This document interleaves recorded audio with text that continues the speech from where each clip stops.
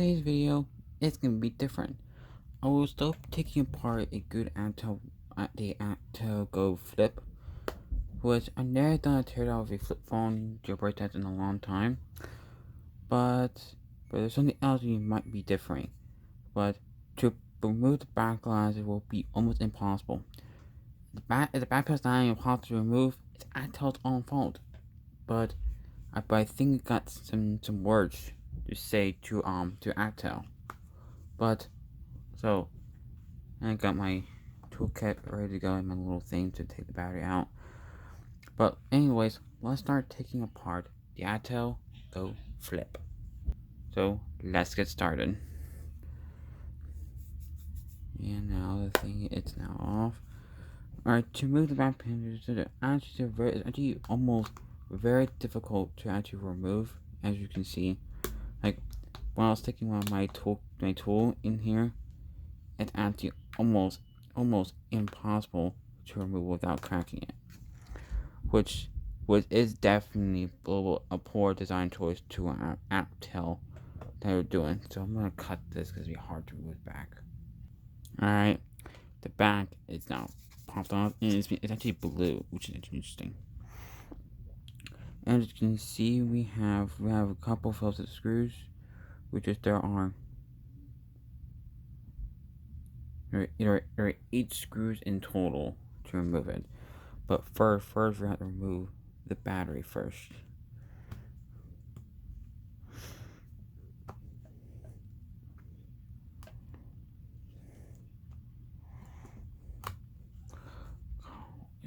There we go. Yeah, I kind of damaged the battery a little bit, but I think it should be fine. So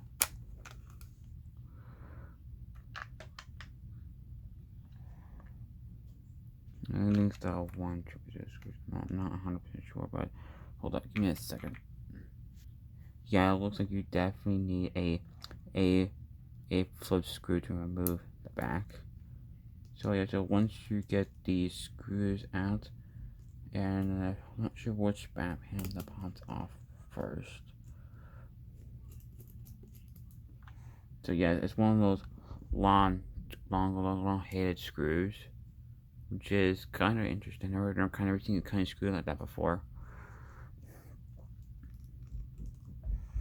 So we're just going to go ahead and remove all the screws on the back of the phone. So this might take a while, so I'm gonna cut. So what you remove all the screws, and the back panel should come out relatively easy, or it's gonna be hard. Alright, now we're down to one last screw in total. And plus, make sure you keep your screws organized so you don't like organize them. But since they're all Phillips heads, you don't have to worry about them. But just don't listen though. So yeah, just one thing you have to be very careful of. One more thing you have to be very careful of is to not lose all of the other screws and the other stuff like that. And I think if I move, yeah, there's actually one more screw, and I completely noticed that. That brings a total of 9 screws in total.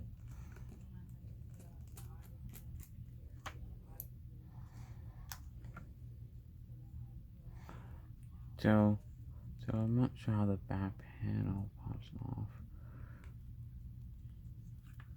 No, I think there's probably like something else underneath this.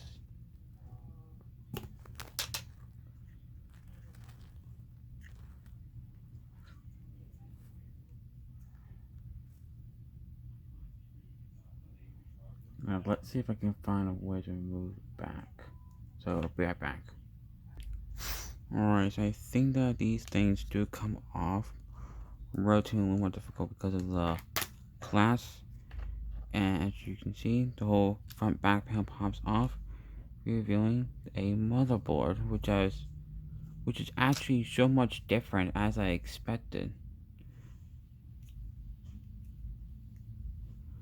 So yeah, remember, just be very careful when you don't do that, because the back panel kind of separates a little bit. But I think I just snap that back in. And that's what the inside of that it looks like.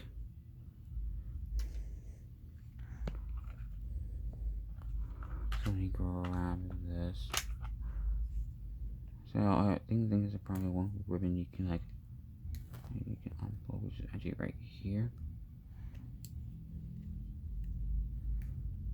Yeah, and it has this little clear headphone jack. And it's protected by some silicone to keep water out. Or something.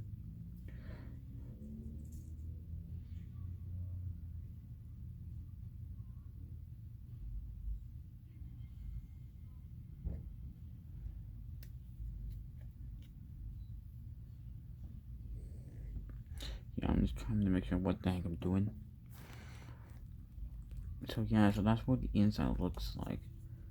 And even I think the back panel does pop off as well. And I think that might be the screen ribbon cable that's attached to the screen.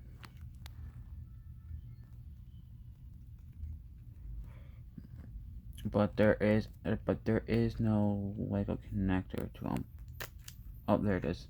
Got it. Now the motherboard comes out of the housing, and that is a much more simplest motherboard I've ever played in my life. And the foam padding can also be peeled out, but has a such an amount of adhesive. So I'm not gonna remove it. I'm just gonna show you the inside just bare like this. So as you can see, it has some good old adhesive on it. So yeah, so that's actually one of the most tiniest motherboards I've ever seen inside of a smartphone like that.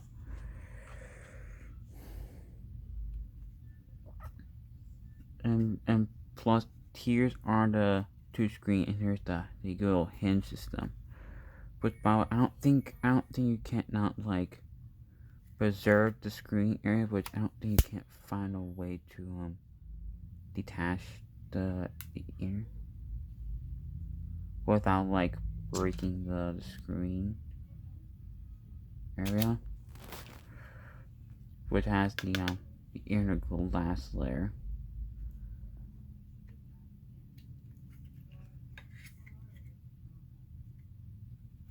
So yeah, there's no point of removing the screen because there's absolutely nothing else we can unscrew. Which is acting as like soldering directly into the plastic. So there's absolutely no point of removing the screen right here because it's absolutely much more difficult to remove.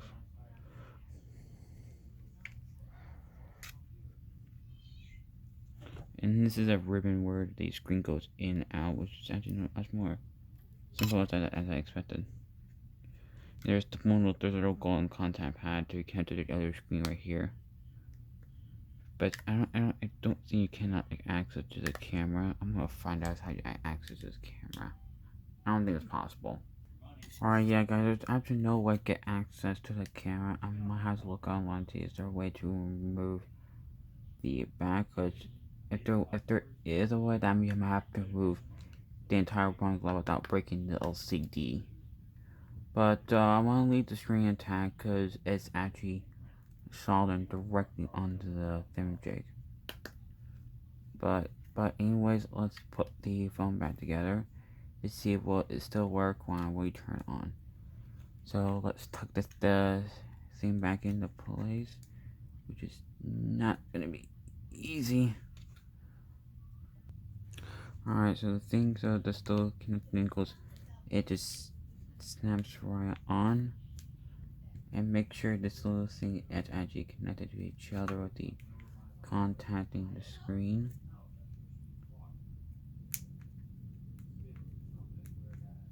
Alright, perfect. So now the motherboard is in. And I also before I've assembled it, here this is what the back looks like.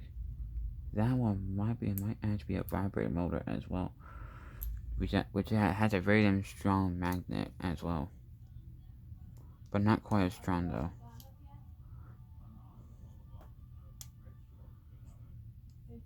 Yeah, you can definitely tell that the magnet is kind of strong.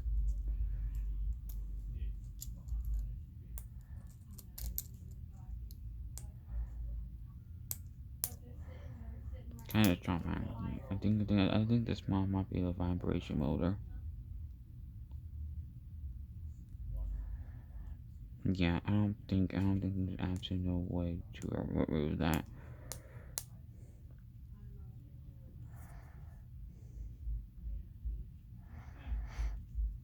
But anyways, oh, that's just a speaker.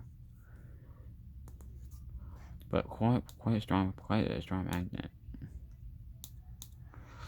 But anyways, let's put the whole thing back together so that the back panel snaps back onto the place. And get all the 9 Phillips screws in, and you are done. Which I might do that off camera. Give me a second. There we have one more screw into place, which is not easy.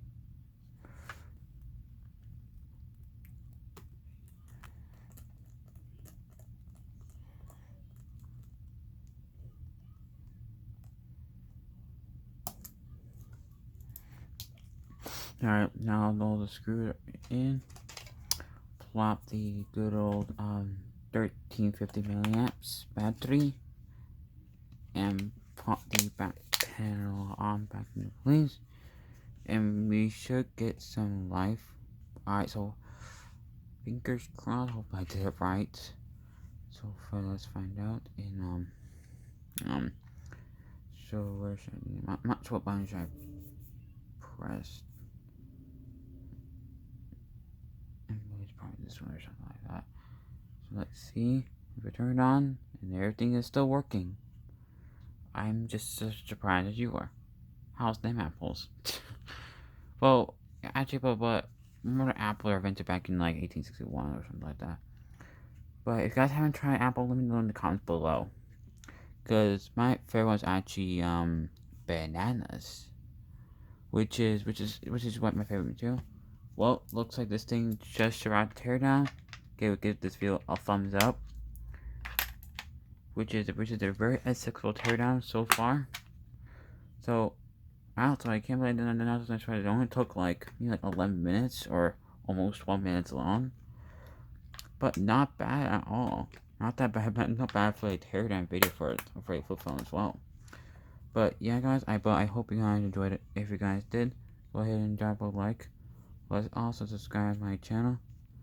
So yeah. Anyways, guys, peace out.